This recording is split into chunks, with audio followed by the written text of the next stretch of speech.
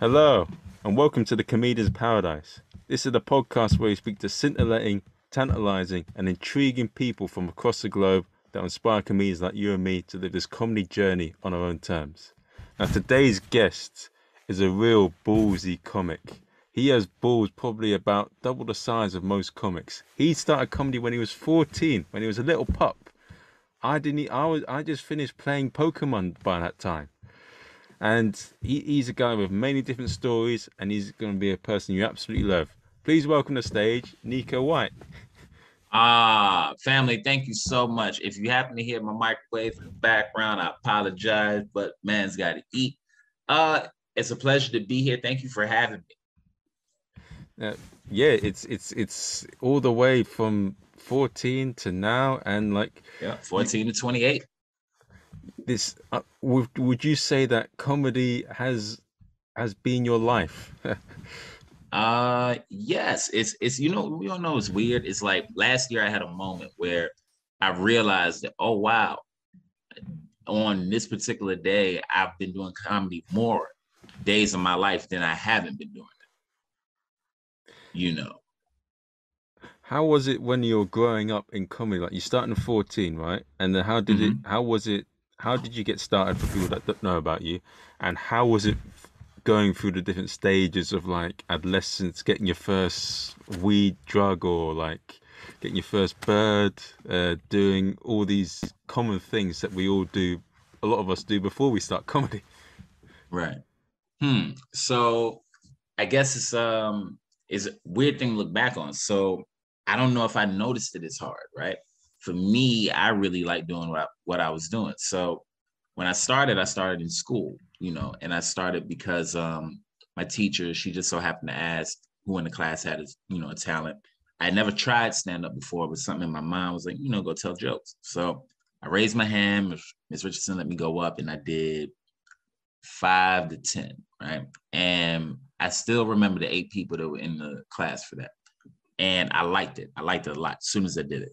And she would give me 3 days a week to do it. And this is back before I was writing jokes down on paper and all that. So I I would go on, then I started doing talent shows, right?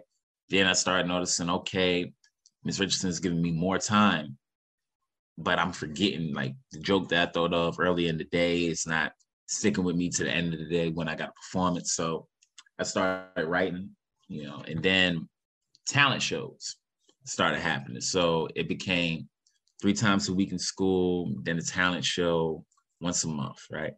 Then it became that plus a show that me and my friend would do during lunch.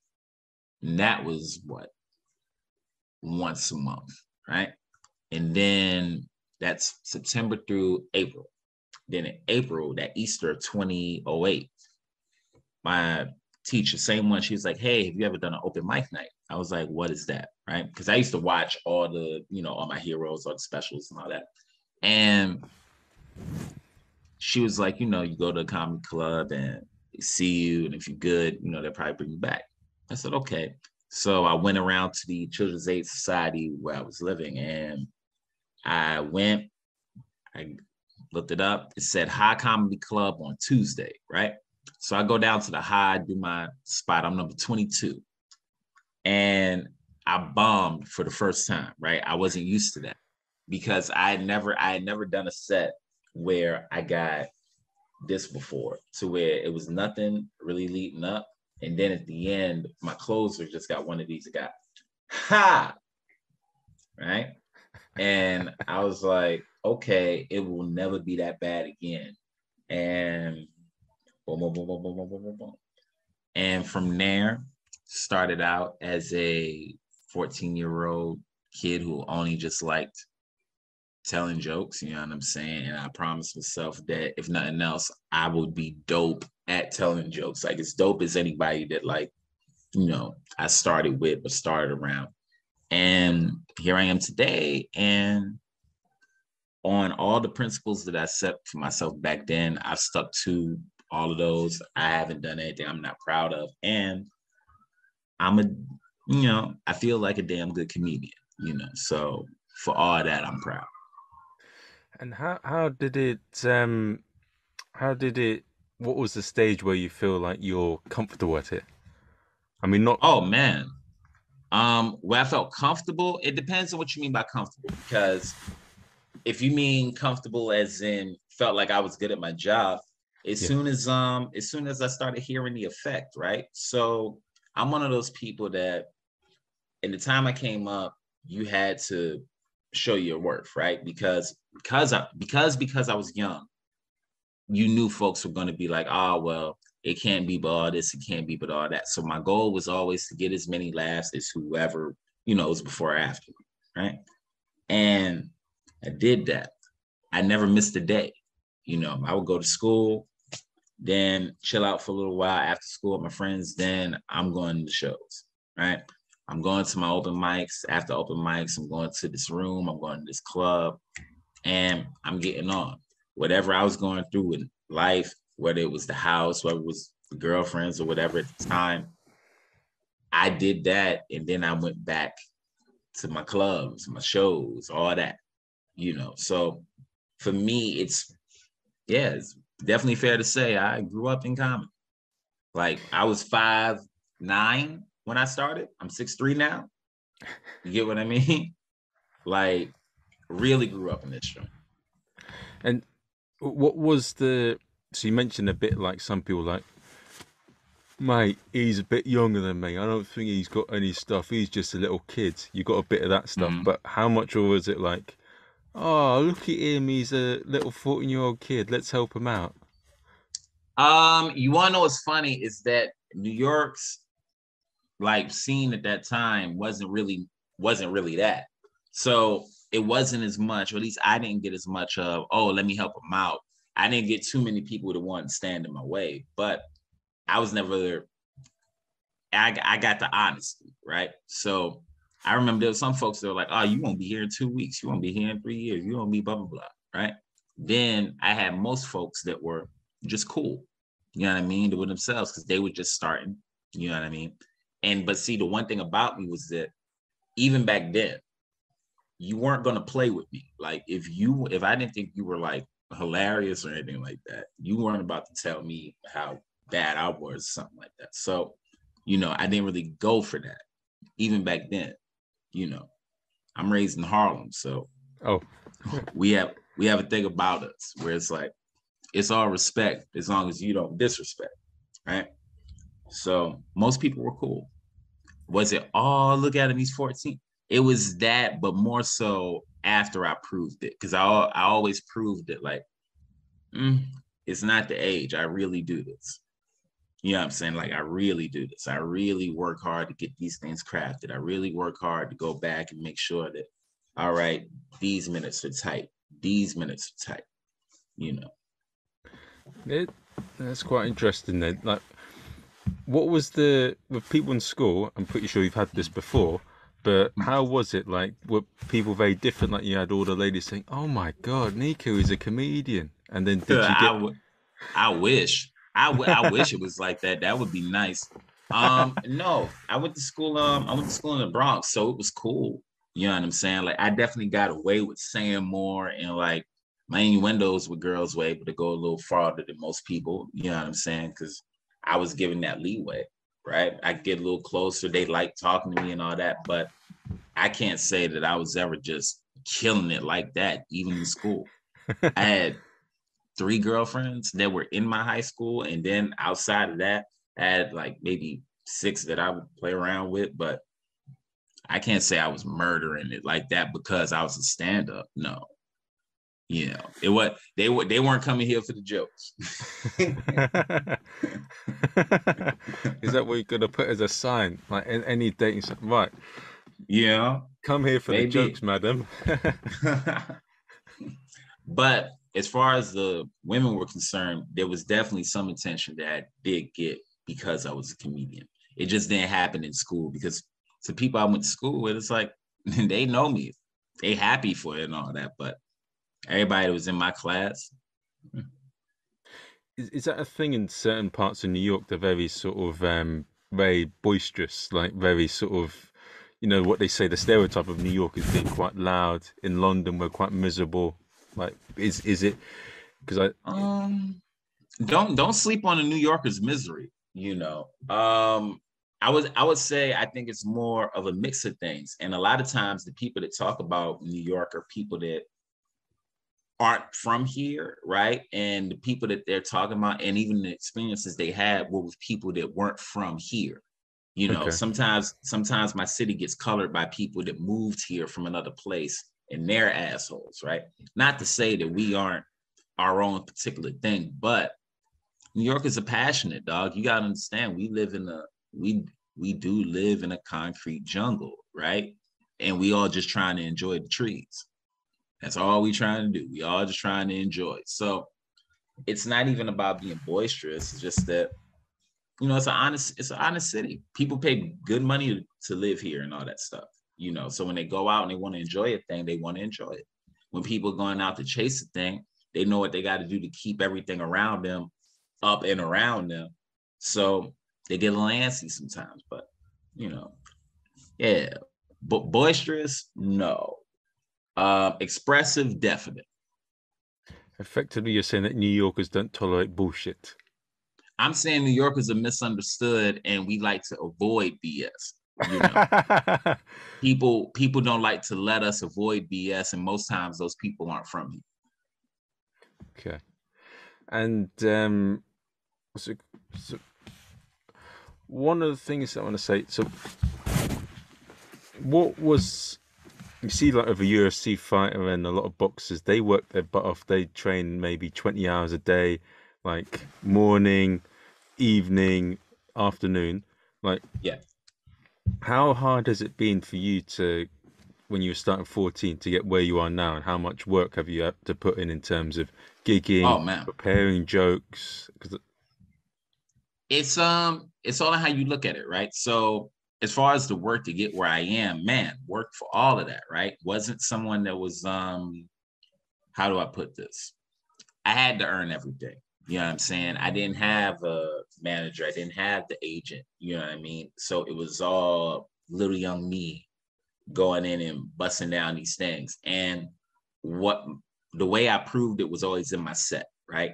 My set was the proof to where, because you know, like you do, like I said earlier, you had some people that would want to underestimate me because of my age back then, right? Oh, it can't be but this, or oh, it's only because he's young. It's like, nah, do this. I train hard. Every year since the time I started, I've been clocking in at least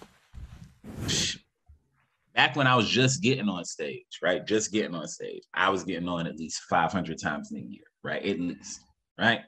Now, that's like just going up to different open mics and you can do like 3 in a day, blah, blah, blah, every single day, right? I've kept some type of pace like that for the whole time. You know what I'm saying? We talking about 14 years now, 15 years September. So I sharpen this blade.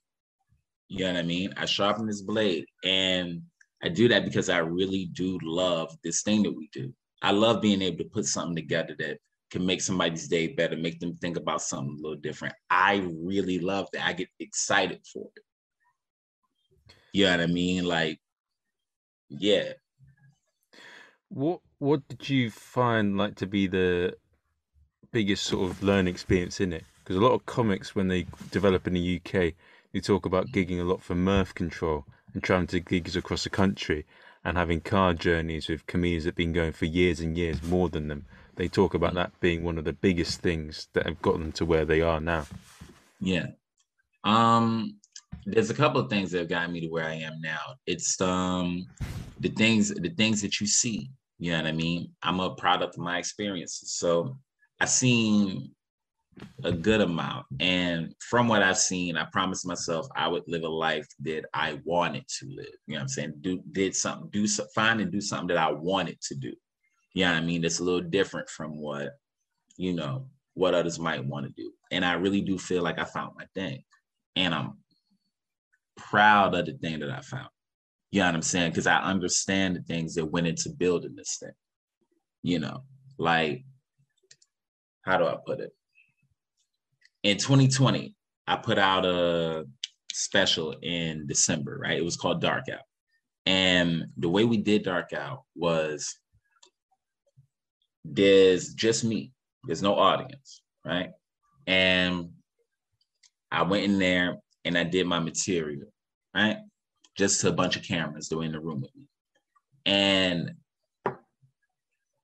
I felt really good about that special. I feel really good about that product, right? And the reason I feel good about it is because I really feel like the jokes are good. And I feel like they translate, and the weight of what I'm trying to say translates, even though there's not a crowd there for me to feed off of. There's just me and a couple cameramen. And it's like, it might not have gotten the views that I wanted it to get, right? But everybody that saw it really felt a way about it. You know what I mean? And that's what I'm going for. I was always brought up, comedically anyway, to appreciate the effect and always go for the effect. The effect being, you know, if it's a live show, the laugh, how big it is, how big is the reaction that you bring out of these people. So I always wanted to stay true to that. You know what I mean? My heroes are my heroes. So when I put something that I feel like, you know, when I put something out that I want to have out, I want people to see it and go, okay, this is dope.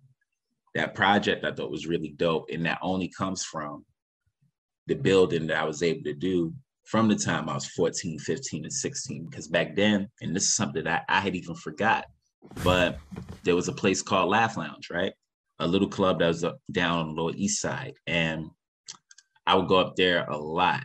And whenever they didn't have a show, I would write my jokes in my school books. And if they didn't have a show on Mondays and there was nobody downstairs where the showroom was, Delilah would make peach cobbler. So I would stay for the peach cobbler shit. I'm 14. I ain't got really nowhere to be on a Monday night at 10. So while the stage was on and if the microphone was on, I would go downstairs and just try my bits. You know what I mean? Because I wanted to always make sure I had time. So if I was ever picked, you hang out at the club, see if you get on. I wanted to make sure that if I was picked, I could always do a new set, right? And that's how I will work out. When I come home, I used to have a speaker in here with a microphone attached to it, just working out the jokes. You know what I mean? Like I really do that. When it comes to the putting the pen to paper, really caring about how the audience goes with you on this journey, trying to always bring it back at the end. I care about those parts of it. You know what I'm saying? I take that part of it serious. So to be able to put something out that I feel like shows that was dope. And all of that comes from the training that I had from back then. So would you say you're a bit like you follow Joe Rogan's with your jokes and the way you... No, I follow I follow more the stories I've heard, of people like a Cat Williams, somebody like a Donnell Rollins, who was the first like veteran comedian, especially for me at the time, to silently show me the ropes. You know what I mean? He was somebody that I saw as he was definitely older than me, but like would come fresh off a plane, be dead tired, and have more energy than everybody. You know what I'm saying? And go on stage and make sure he gave his crowd everything. And then because he would headline the spot called Caroline's a lot, right? I realized in school that, okay, a repeat audience, you're going to have to change your set, right? I would see this dude come back in the same club 3 times in a year and try to have something like a new set. You get what I mean? So like that instilled something in me like, okay, so for my audience, I'm gonna make sure that I'm always trying to flip something out to get something new in, just in case somebody, is coming to see me a second time or maybe a third time. Stuff like that. I played interviews from comics like Steve Harvey so many times. I played the stories of people like Bernie Mac so many times. Listen to, they're not documentaries, but they're like interviews and stuff like that. Red Fox, Pryor, all those guys. Okay. Yeah. And you always be reminded them. So you don't forget of what you're working towards. That and as a kid, I was real imaginative, so wanted to be a wrestler before I did comedy. So it wasn't anything for me to dream big. You know what I'm saying? You don't come into a thing to be small at it, you know. And being in this thing, being able to see what I've seen so far, it's like, now you stay, what's that line? The game ain't easy, but it's fair. You know what I mean? Like, you're going to take your time, but when you get your chance, you rock your chance. It usually can go the way it's supposed to. Just wait on your shot. Try not to be too impatient, even though patience could get on your nerves. But it's a bit like, yeah, it's a bit like sometimes I hear with, this is not hitting on anyone or hating or anything like that, but with people who have built a big online following and they've only been doing it for a few years and they start touring, and I hear stories about them not doing anywhere near as well as they should have done. It's a bit like, at least, as you say, because you're putting all the groundwork in, whatever happens, you're prepared for it, rather than if someone's gotten too quickly, they ain't going to be prepared for it. And right now, who's to say, you know, anyone gets anything too quickly? You only have your time, right? You're gonna live, you're gonna die. You only have your time. Yeah. So whoever just gets it, if you one of those people that get it and you start touring and all that stuff, and it ain't going well, hey, that's just one of those things where you got to come back and you got to get better, and you will or you won't, right? But if you won't, you're probably gonna stop touring because people are gonna stop spending their money. So I don't think about them as much as I think about, you know, when it comes to this, there's a famous rap line, just make sure you're a dope rhyme sayer, right? Make sure you're a dope rhyme sayer. So like when it comes to that show, just make sure you're on point, because there's levels to everything. But at your level, just make sure you as most on point as you can be, right? And for me, just try to make sure that I have no lack of confidence on the stand-up side of this stuff. You know, as we all learn the business, because even they have to learn the business, we plain stand-ups got to learn the business, but you're going to take your lump somewhere. So if you're getting it and the getting's good, and the one thing you got to get better at is the stage work, then you better get better at that, because that's the best part. Do you treat it? Do you know of Dave Brailsford? He's a British cycling supremo who focused on a thing called marginal gains, and he turned the British cycling team from being a laughing stock into the biggest and most successful sort of cycling team of all time. And what he focused on was focusing on rather than like, he just says, give me that 1% more. So focus on building little things here and there each time, and then gradually it builds up into something big. Yeah, 100. I agree with that, because I think again, this is one of those things where, for me and for folks that are like me, you start something and you don't really know anything about it. You start it because you love it, right? And you keep to that. I think for anybody that, because like you said earlier, this is going out to people that might be inspired.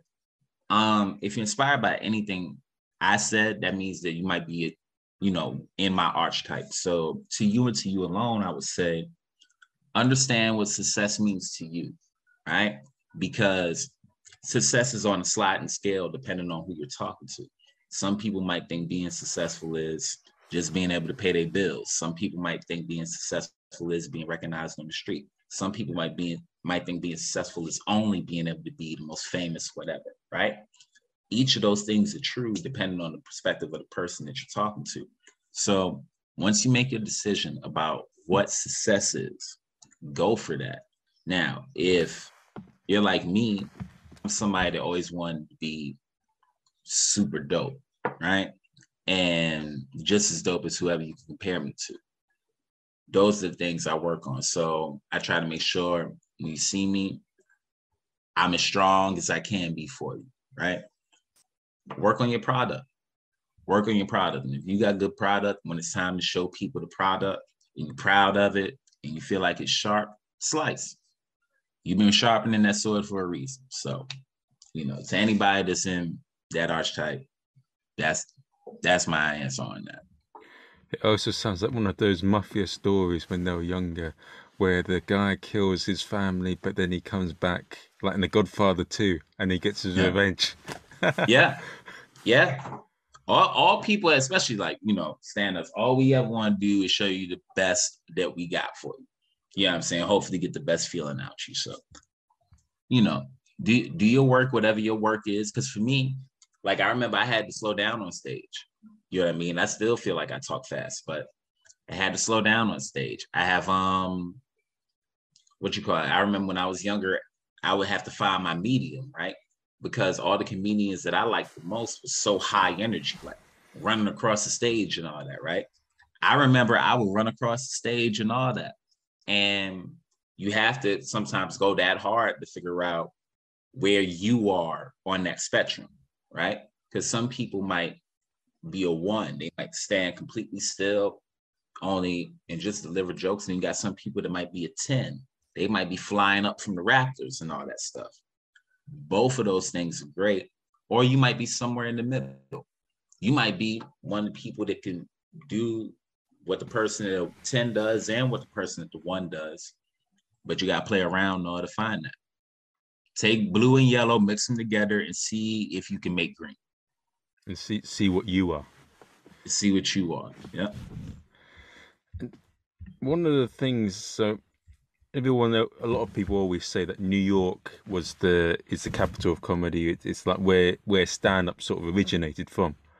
What do you think makes New York such a unique comedy city as opposed to many other cities across the US or any other place you visit outside the US? One of the things about New York is that it's you're going to get a little bit of everything here, right?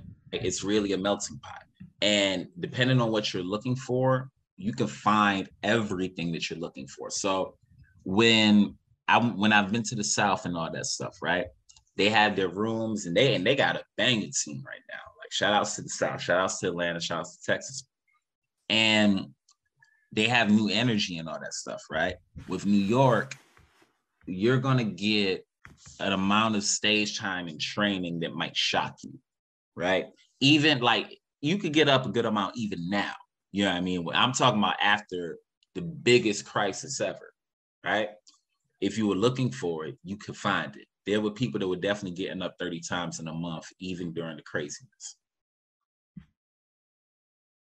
Really? You understand what I'm saying? So like there's more opportunity for you to come and sharpen your sword here.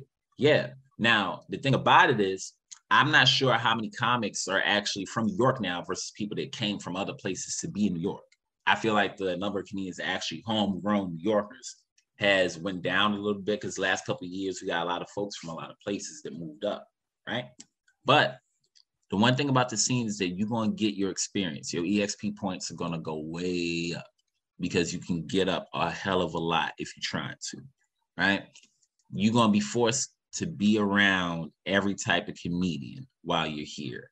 And well, actually, that's if you're looking for it. It's really all in what you're looking for. If you're a fan of comedy, you can find every flavor here. If you're a comedian, you can find any type of battleground here for you to test your skills. And you're going to find more battlegrounds here than you'll find anywhere, but that's just because of abundance. What sort of, like, tell us a bit about, for someone that doesn't know about it, what like the battlegrounds, like I hear you got the Latin comedy scene, you got the black comedy circuit, you got the mainstream circuit, and then there's a couple of other sort of circuits as well, isn't there? Well, you got the art, you got the indie, you have the storytelling, you have the improv scene. That one definitely took a hit, but yeah, there's so many. Like, for example, you can go and do a room like oh my God, what's the name of the joint? Like the Shrine up here in Harlem, right? Now, the Shrine is a, little bar up in the, dope little area in Harlem. And you can get one crowd that's going to be 100% there, right? They came for that. Then you're going to have sometimes where half the crowd came for comedy, the other half just so happened to be there for brunch and the music show that's going to be coming in a little after, right? You got to get them off to where you are. You got to bring them in, right? Then you leave that place and you go to a place where it's set up for you to do stand-up. It's a comedy designated space. And You have security and all that. Then you have a space where it's like, nah, this is somebody's apartment and anything can happen. You know what I mean? You get all those extremes in one night. You have to know how to master those extremes. And even if you ain't mastering it, how to be able to be effective in those extremes. Then you can leave here, go up, go out. You can go to Jersey. You can go to upstate New York. You can go out to PA. You can go out to Delaware. Like, you can make your rounds from here very easy and still get back. And then when you get back, you could probably get up on stage one more time. Okay. You know, there's sometimes where you can start getting on stage at 5 o'clock in the afternoon and not stop until like 2 in the morning. When I was there, I saw that you could maybe do 10 gigs in one day. Would you say that you could do even more? If you tried, I think Aaron Berg did like shit. The Aaron Berg, they do 14 or 15, something crazy like that. Well, it's it's a common trope, isn't it, with a lot of American comics, that they master the scene in a small city and then they go to New York or LA. And well, you know, rumor has it here that you come here to let me confirm this spot right quick. Hold on 1 second.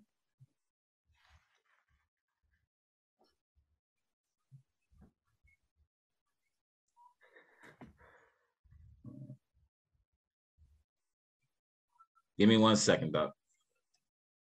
No worries. I'm calling. It's funny. I'm calling Gotham Comedy Club live with. Okay. Hey, this is Neko. I'm just calling to confirm my spot. No problem. See you tonight. Bye-bye. Cool. Lord have mercy. So what I was saying, remind me where we were. I was saying about how New York and LA as well, but it seems to be like a melting pot of comedians from smaller cities. Yes, 100%, man. So, you know, everybody has the legend that they heard about everybody that left their city and came from New York. You know what I'm saying? If you're from Philly, Kevin Hart. If you're from Chicago, Hannibal. Like, so many came up here, got their blade sharp, and then branched out after that. And we got some folks that come up here in the last couple of years and definitely have done their thing, dog. Like, for real, for real. You know, Chicago has sent over some beasts. VA has sent over some beasts. Texas. So, yeah, you come up here, and if you do your training right, and then you get your shot, you know, show the muscle. Yeah, and there's also like Pete Davidson. He good. The homie. Straight boom. Mm-hmm. Yeah. Yeah, that's class of 11. That's my guy. Fuck yeah. It's what would you say is the pluses and minuses of starting outside of New York, and what's the comparisons like for you? Like Pete, you guys started in New York, grew to there, and what would you say it's like for someone who's gone from another city into New York? Well, it's when you come from another city into New York, like you hear, you're gonna restart, right? So that might be the case for most people when you leave to go anywhere, where you restart a little bit, right? And just for New York comedians in general, most of us are nice people. You know what I'm saying? At least in my experience, anyway. Most of the comedians I've met that are actual New Yorkers are pretty nice people. We get this weird rap sometimes, but like, damn near all the comedians I know, they're New York born, bred, and raised, decent humans, you know, most of them. As far as when you start here, you get to train a lot. You know what I'm saying? Like, Pete got to get up on stage a lot. You know what I mean? He got to be around, and he got to see, and he got to learn. He got to soak up some game a lot, right? When you come from another place, it might not be possible for you to get up 10 times in a week. That might literally be logistically impossible, especially if you're not by a really, you know, populated city where they have venues and stuff like that. So you come here, and if you were good where you are, right? And you were good, and mind you, you were good, and you were only doing 5 shows a month. You come up here and now you're doing 40, or you getting up on stage 40. You might not be doing shows, but you getting up on stage 40. Well, that's 40 push-ups versus 4. And then that's the difference. You know what I mean? Because you get into practice, you get into training, you putting it down. You working towards your hours. So, and then mind you, there's some people in other places, because you gotta remember, things move on, things evolve, things change.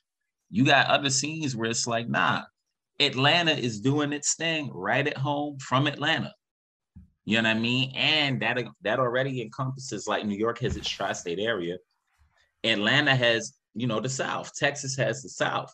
And then they come up here to show their stuff. And I'll say this, when we go out there and when we go south and we go west, usually they show love too, because we're from New York. So it's pretty dope all around.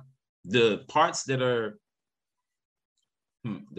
like, you know, whatever, are the parts that are out of your control. But as far as what you control, like the type of human being that you are, the type of person that you are when you're around people, how hard you want to work on whatever it is that you're working on, whether it be your jokes, your personality, or what have you, and the locations that you're in, you can have a lot of fun if you're looking to have fun, or you can be completely miserable if you're looking to be completely miserable. It's all there for you. We got whatever you need. So basically, whatever you are, that's what you're gonna get in New York. It will show you who you are. Oh, and it's gonna show you where you are and make you pay ridiculous amounts of money for shit and circumstances that you feel like you better than. Oh yeah. Okay. So if you're Billy Big Bollocks and you go right, New York, I'm gonna conquer you. You're gonna be my beast. I'm a new comic here. What are you gonna face? You're gonna face what you would have faced anywhere, right? And which no, but for real, because it's like, I really do believe that Jay-Z line of, man, you are who you are for you got here, right? You're gonna be yourself multiplied by whatever New York hits you with.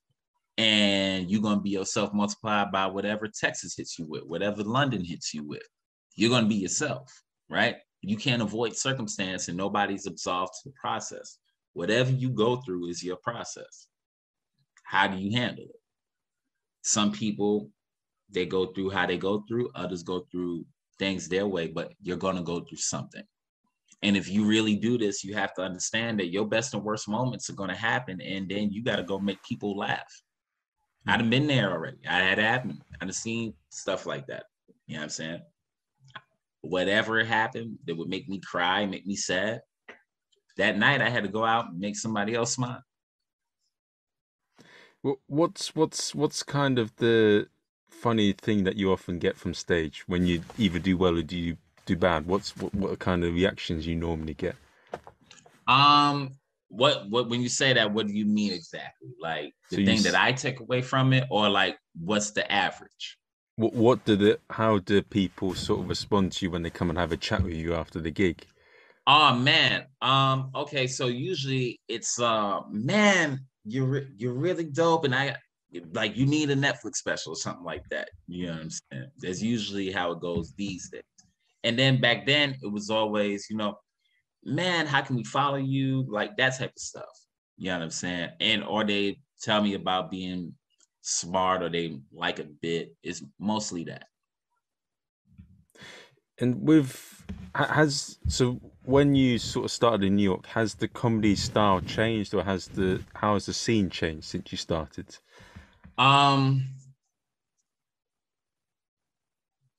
a loaded question. A lot has changed in ways, a lot hasn't changed in ways.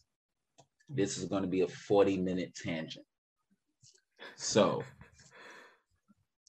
the scene that I came up in, there's certain things that I was used to, right? For example, I was used to certain things making sense. Things like effect mattered a lot, right? In fact, this is the one thing that mattered the most. You had to be effective. Now, what I mean by effective is you had to be getting the job done. You had to be getting, the laughs and whatnot, right?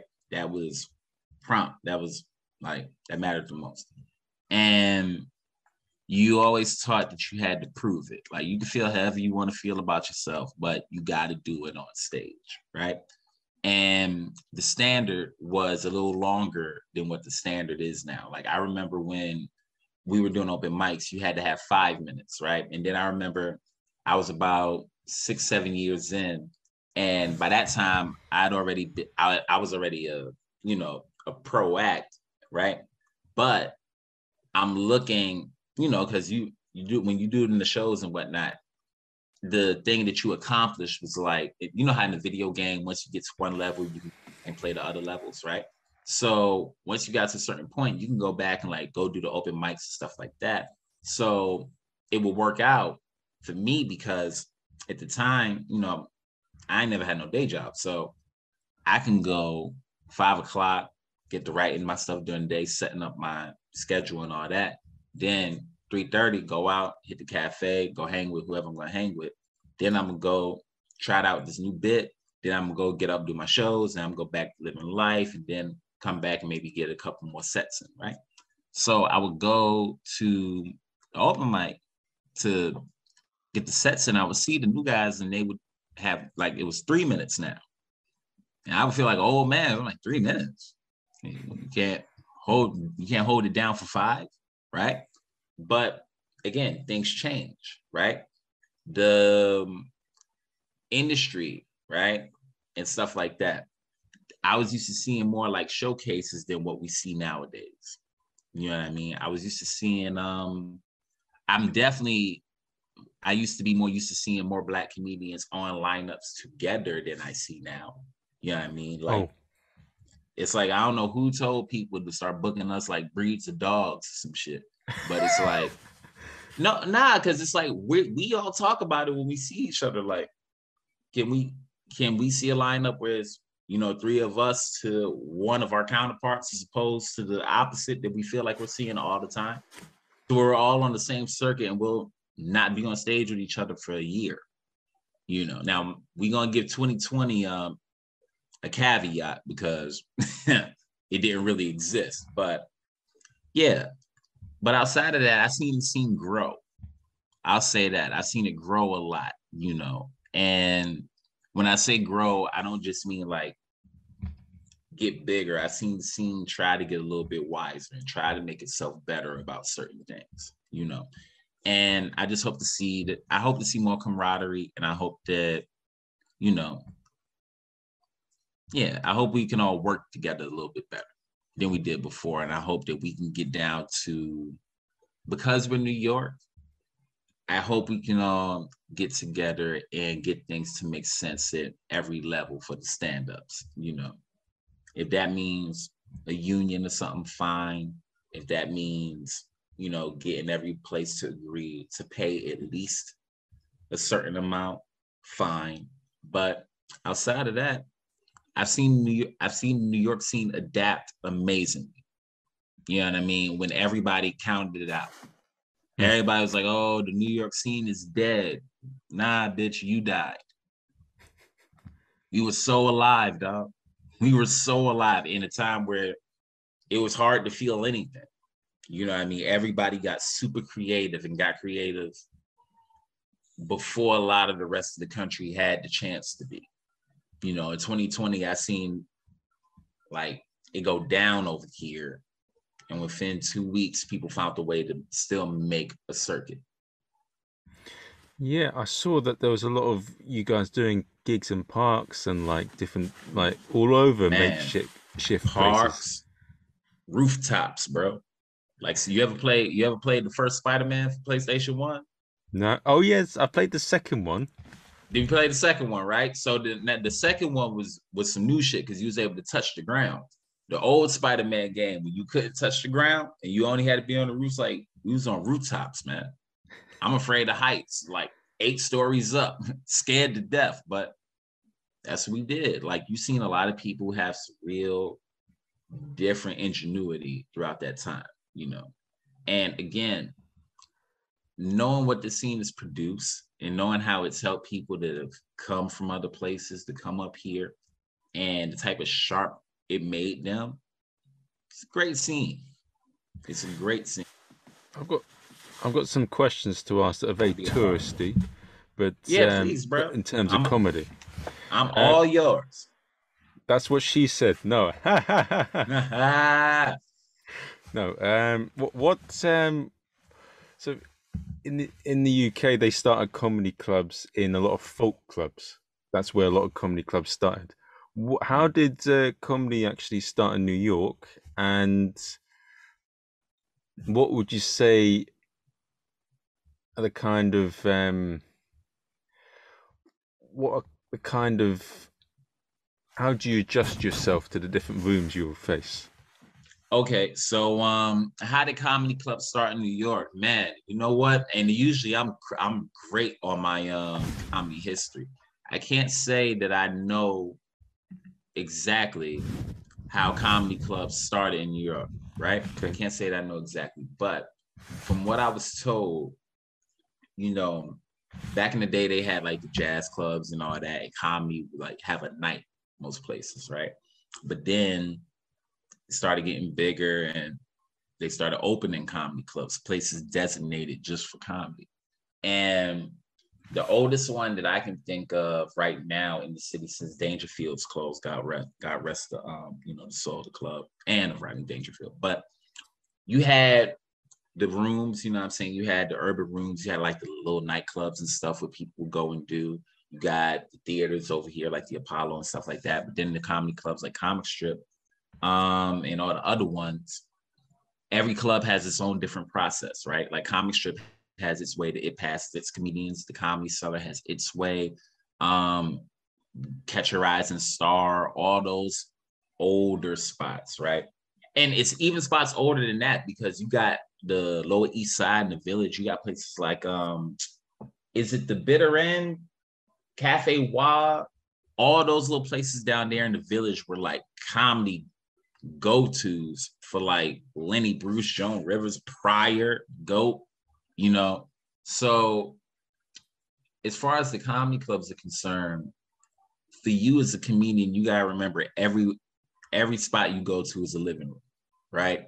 And you want to be as welcome as you can be, right? So you gotta appease the people that are in front of you. That's the audience. And you have a spot where if you're going to try stand up, you have to know that your thing can work everywhere, right? And you can try to adjust to a room, or you could try to make your thing resonate. Now, for me, with the comedians that I appreciated the most, they did their thing, their way everywhere. So I always tried to make sure I was one of those, and I could do my thing my way everywhere. So I didn't really try to tweak it for a type of room, if that makes sense. Because I started in the black rooms and the what they would call like the mainstream open mics. That's where I got my start. So I was used to not changing up the way that I talked or anything like that. Now, when it's time to adapt, try to adapt appropriately. But I think the sharpest person is the person that could do it their way everywhere. You know, now that's just something that I appreciate more. Now you might appreciate something different, but that part is subjective. But for me, I think the dopest people are the people who don't have to change anything. They can survive. Their ship can sail in all water.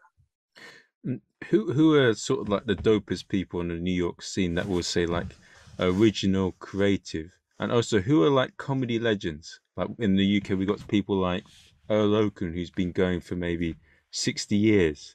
We got an Otis Cannelloni. We got all sorts of legends in the UK. Who are like legends in New York, and who are like really creative comics that you admire on the circuit that aren't well known?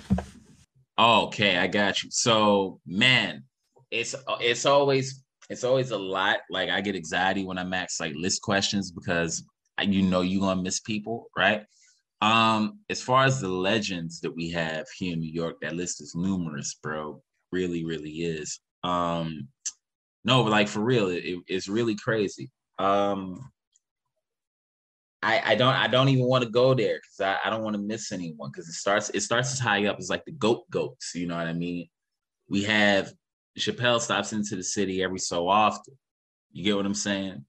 Like same with Chris Rock, but I don't know. I appreciate the folks like Greer Barnes very much. You know what I'm saying? You have folks like Godfrey that we all appreciate very, very much.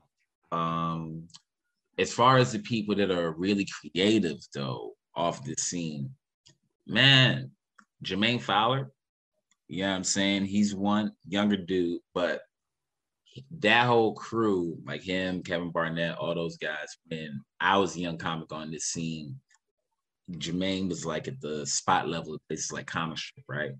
And to see that go from Friends of the People and the other things to like Coming to America too, you know what I'm saying? And knowing that story, like I mentioned, like Greer Barnes, Godfrey, those are comedians that we all really appreciate. And again, when it comes to like the legends, I don't want to get into because I'm gonna forget a lot of people. As far as people I appreciate, you got dudes like Jermaine Fowler, who again, somebody I thought was really, really dope. And then like to see that go from Friends of the People to the late night appearance to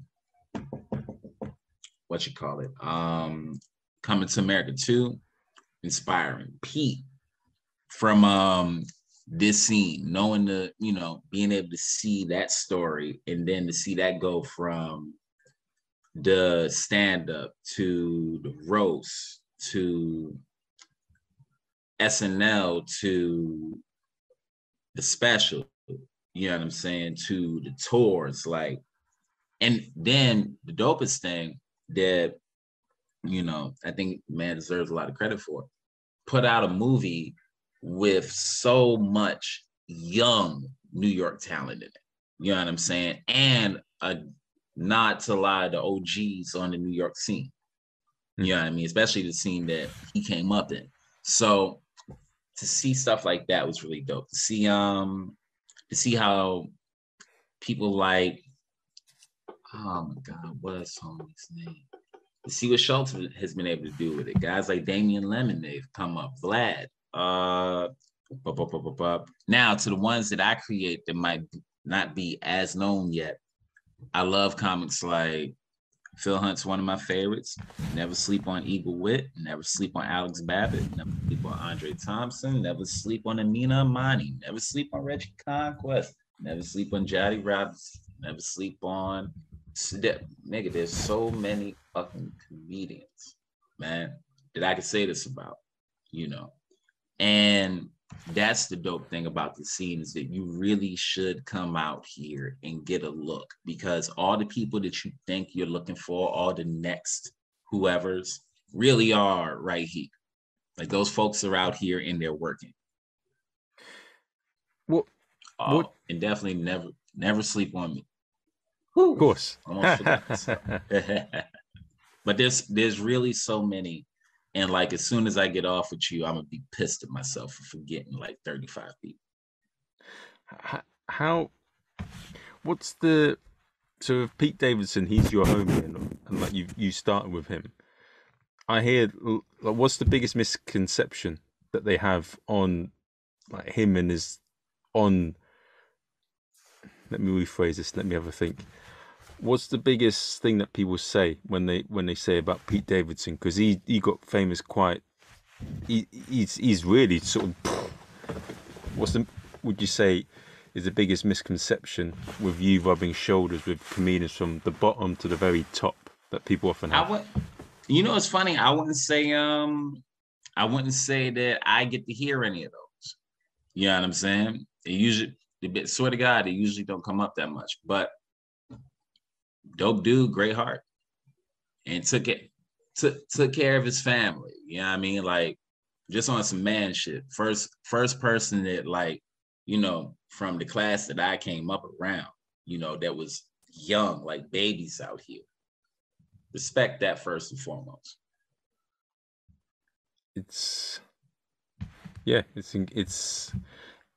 a lot of I see it a lot of the time as well in the UK as well. It's like you got to, whenever someone you know does well, it's a very good thing. It just shows that you can do it as well. It's never a bad thing. Yeah, dog, 100%. And again, the part of all that is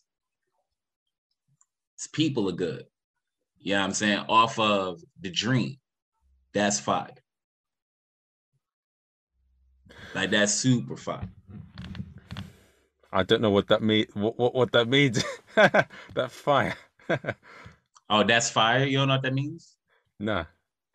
Oh, that's slang for that's good. Ah, okay. What's the slang over there in the UK? Oh, you want to know some slang? Okay.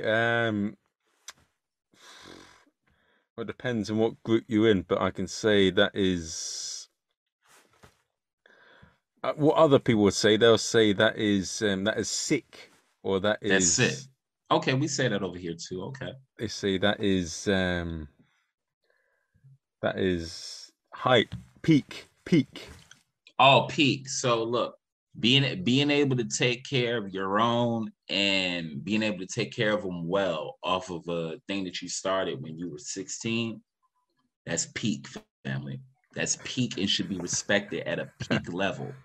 Because to take care of your own and to be able to take care of your own off of something that you started as a like for real as a child, that's peak. And that should be respected out of anyone, correct? Yeah, there's nothing better, is there? That's all I'm saying. If you can't look at that and salute that and respect that. I, I, I mean, it's one of the things that is a bit of you mentioned this earlier in the podcast, and like it's we got to admire and we got to look up to a lot of people that are going on. But there always seems to be occasionally there seems to be a bit of a divide. Like there's a lot of tribalism in comedy, like in comedy clubs, in acts. That's one of the things. And we had a chat earlier in terms of like artists being paid and promoters, and it's almost sometimes like there's a big war between different parties. Well, I hope there's not a war because there's no fight as far as the comedian is concerned. You know what I mean? We aren't fighting anyone. We're the people that are being picked at most of the time when all we ever want is to be treated fair. For example, for me, as long as our door deals are right and we able to get some health care out this mug and be paid at a rate that makes sense, I think we good. And we don't ask for a lot. And when things go down, we're always there. If there's a GoFundMe that need to be filled up when things go down, we fill it up. Comedians do. Even with all the BS that we go through. You know what I'm saying? We all go through the BS because we all are in this, right? And we're all conditioned to think that we fighting each other. And for folks that look alike or a part of the same genre, sometimes they make you feel like it can only be one, it can only be two, even though we all know from hanging around each other and coming up around each other that we all in this together, but separate. It's a odd and particular thing, right? That we all seem to understand person to person. But when you add in the other factors, it makes it, it makes it hard, it makes it confusing because you're navigating their ground, right? But at the end of it all, as long as if we can appreciate each other a little bit more and understand we don't have to fight, like just like I said earlier, be a dope rhyme sayer, fight for that. Fight over who could be the best at making this crowd laugh the most. You know what Yeah. I mean? But outside of that, just live and let live. And following on from that, what would you say has been? I've got three questions on that. Like, what has been Shoot. the worst advice you received in comedy, and what's been the best advice you received in comedy? And the worst advice, I swear, I probably can't even. I don't remember it because I stopped thinking about it as soon as they said it. Swear to God, I promise you that. Promise you that. And then did you say what's the best advice I ever received? Yeah.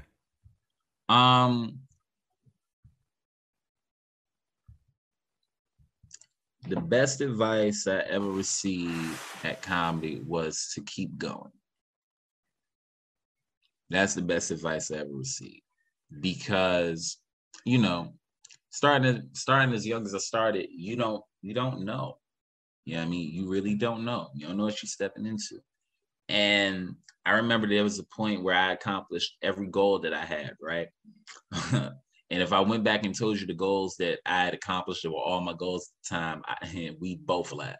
But I had accomplished all the goals at the time, and I was like, oh, well, I wonder now if do I retire, right?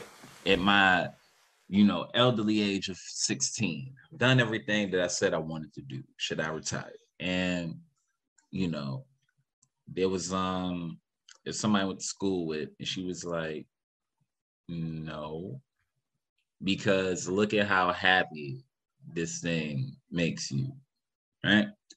And it was something that was fleeting then, right? But I legit was like, oh, well, maybe it's, I did everything I said I was going to do. So, and then it's like, nah, but what do you actually want to do with this? And it's like, oh, I do actually want to do a thing with this. So that was the best advice. And then, I don't know, man. It's not, I don't know if it's as much advice as it is guidance. Like, I appreciate the comics that showed me that I'm going to have to prove it. Ain't going to give me nothing. I wasn't given anything. I had to go to the spots and ask for the spots. I had to go to the places and ask, hey, can I be seen? The manager, the agent, and all that. I ain't got that. So I had to know that when it was time to show and prove, I have to show and prove. So it was that stuff. I appreciate the comments that help show me that, and I appreciate the ones that have a positive thing to say. And if ever, they wanted to holler at me, they hollered at. So I appreciate that. Most of the people were cool. And that's the part that people don't say a lot. But most of the comments, at least in my time, they were all just fine. And you see, because people that they see, I mean, you see it as a positive, but so many comics, when they get rejection, they're very, a lot of us, we don't always see it as a positive. We see it as like, oh, you think I'm shit, you think I'm bad. Right. But you can't lie to me. You know what I'm saying? You can't lie to me. I do this. You know what I'm saying? And my confidence when it comes to the stand-up side of it is I really do feel like I'm pulling that feeling out these people. You know what I'm saying? I really, really do.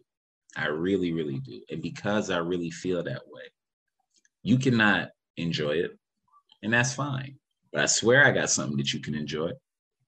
No matter who you think you are, like, you might not like what you see in a piece, okay?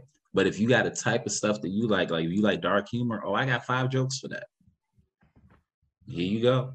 You might not like all of me, but I got 5 for you. And I like to think that I can do that for most people. I like to think I have something for everybody, right? And because of that, you can reject it, but I really feel like I'm cooking crack over here with these jokes. You know what I'm saying? And I know with like I feel it too hard. I feel it too hard, and I've seen too much not to. You know what I mean? I've seen too much not to feel that, and have gotten too much fulfillment from people, places, and things that don't operate in the business of fulfillment to think that I'm crazy. Like, you know that you don't. So even the rejection, in my experience so far, my set had to be the proof, right? And that's what it's been. I could tell you a few stories, but like, I don't want to get too specific, but there's been some times where it's like some things aren't possible without a recommendation, right? And every time that it's been made possible, for me, it's been made possible because of my set and fate. So any artist that's within that, dog, just keep working and understand whatever you think is supposed to come immediately might not come immediately. But when it get there and got it, nigga, got it. You got to make it like a McDonald's chicken sandwich with chips. Make sure you got the ketchup on the chips and you're ready to dip the chips in. Just be ready for, you know. I hope you do get to dip the chips, and I hope you get to go back and supersize everything. Of course. And get a McFlurry on top of that. Yeah, then get the hell out McDonald's, boy. Now, one thing I'll ask on that is like, what's been the most fucked up thing you've seen on stage in comedy, and how do people find out about you, Neko?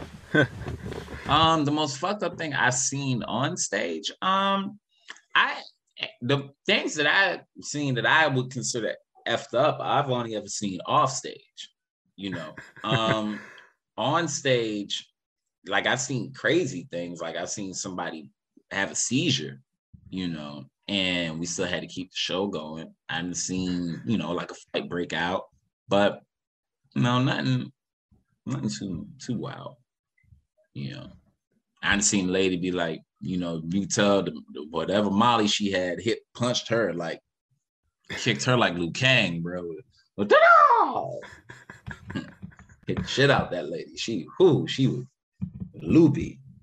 But yeah, just stuff like that. Anything that I see that I would legit consider, you know, like effed up, that's only ever happened off stage.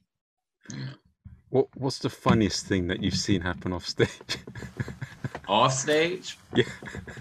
Oh man, I done seen like people be talking about the one person that they talking about, and that person be right behind them, and they not notice.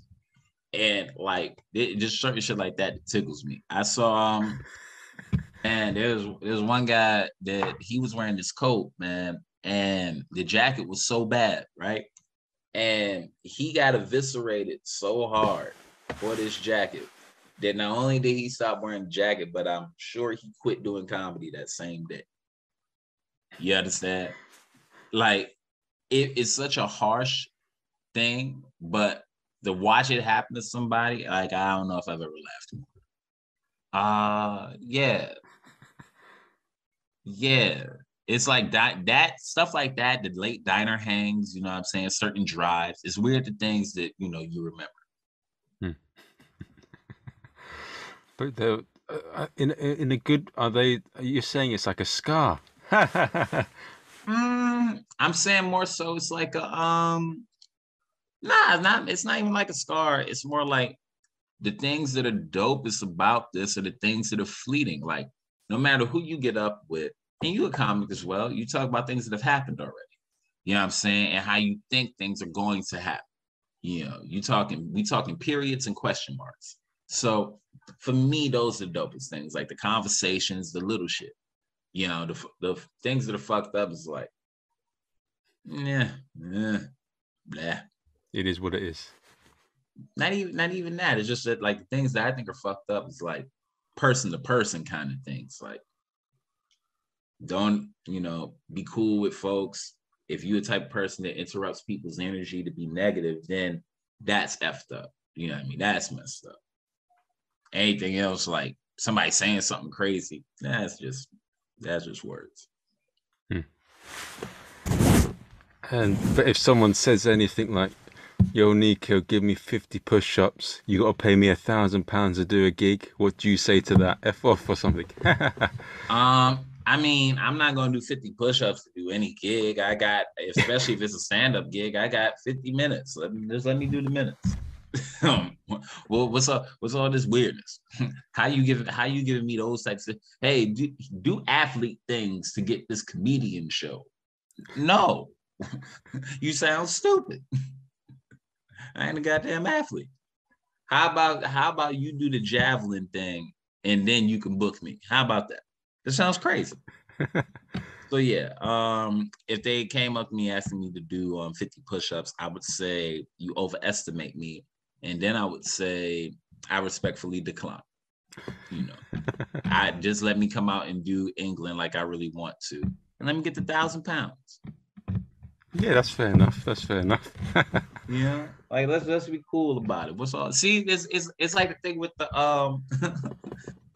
it's like the thing with the stuff we were talking about earlier about like, you know, potentially getting pay updated across the board. It's like, yeah, let's just stop playing around. Let's make it nice for everybody. If we can make it nice, and if we can't, then you know we can't. But don't have people doing 50 push-ups, yo. Who do you think you are? 50. Why'd you even ask that? I can't do 50 push-ups. Can you do 50 push-ups? Huh? Man, I could probably do maybe 5, but Oh, you can do 5, and so you're gonna put 50 on me? Huh? Man, you a cold dude, man. I knew London was gloomy, but I didn't know it got into the people, bro. Oh, believe me, it has. I'm just messing. But one of the There was a things, second part to that question, right? yeah, it was going to be on why is London a better city than New York? London is a better city than New York because it is not a better city than New York. But London is definitely a better city than New York will ever be because the people of London are in London. And that is the only reason I would ever go to London and leave my beloved New York City is because I desperately want to see the people in London that I've heard so much about and I haven't yet gotten a chance to experience. And it really makes me angry that I haven't because I want to so much. It'll be interesting. Yeah, so many comics come over, do a little crossover. So I mean, again, like, bro, you got to think about it, right?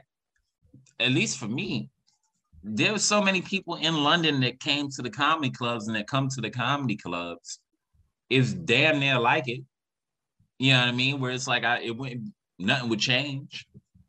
no. That's the one thing about like throughout the years of 2009 maybe 2013. So when we had like so many people from other countries just in the clubs, to where I was like, well, shit, I want to go to Australia. I want to go to London. I'm legit telling you, like, I really have been wanting to go over to these places for years. Yeah. Yeah. So London, when you hear this, understand Neko been trying to get out there since before Harry Potter. And give him a free give him a free airplane ticket. Give me a free airplane ticket, business class preferably. Give me a free airplane ticket, and you know what? I just want to play a game of Quidditch, and then and then I'm good. Then I'm good. That's all I want to come do, and then I want to do a couple shows. You know what I mean? Is weed legal in London? No, right? No, but I mean it's more or less It's legal. decriminalized. It is. You're not supposed to do it, but it's. I mean, I smell it everywhere I go, so it's. Got you. Do y'all cops shoot people? No, but we do. We do. There is the arresting that sometimes can be a bit iffy. Got you. They like suplexing up there, huh?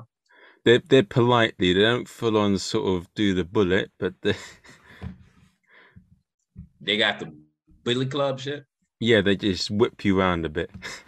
Gotcha. Yeah. See, that sounds too much like the old days. Oh well, but I still got to come out to London, so I would like to do that sooner rather than later. If you know anybody, tell them I'm looking for them. I will. Tell them a very skilled comedian would really like to come to their place and really like to have fun there, just for a week. You know, it's London. Why ain't been to London? Now what else are we talking about? Well, we telling people where to find me. Yes. How do they find out about you? Okay, now if this is the end of the interview, then that means that I definitely need to come on this again because we ain't talking about nothing I thought we was gonna talk about. You know what I'm saying? This went by so fast. So thank you for a great time. You know what I mean? Because again, it really does feel like no time has passed. What's the name of the show? The Comedian's Paradise. Ladies and gentlemen, I want to thank you all for listening to my episode of The Comedian's Paradise because it is truly that. So much time has gone past, and I feel like no time has gone past. When we started, I said, yo, I'm going to need a water, right? Here we are, and I haven't gotten up for my water, and I had every intention to wait for a break in speaking to say, hey, I'm gonna go get a water. So, sir, thank you for providing a very fun platform. You know what I mean? Where it really feels like no time has passed. If you would like to find me, you can find me on Instagram at Neko White 93. That is at NEKOWHITE 93. If you're on TikTok, you can find me at Neko White 93. If you are a fan of comedy, word to my mother, I got something for you. So please give me a look. I have a special on YouTube called Introducing Me. That came out in 2015, back when the young lad was 21. And I'm saying that because the anniversary of that, I believe, is it might be today. It's either today or the 4th, but I think it's today. I think we released on the 6th because it was a Friday, right? Yeah. So yeah, that happened. And I have another special on YouTube that's called Dark Out. That's my little passion project. I wear my heart on my sleeve and I cut it open on Dark Out. So if you would like to watch something different, please do. I would love to hear what you think. And last but certainly not least, fam, go check out a live comedy show. Okay. And go out there, whoever you are listening, go and find your favorite comedian because they are out here. All right. My name is Neko White. It's been a pleasure. Appreciate to you, comedians. Paradise.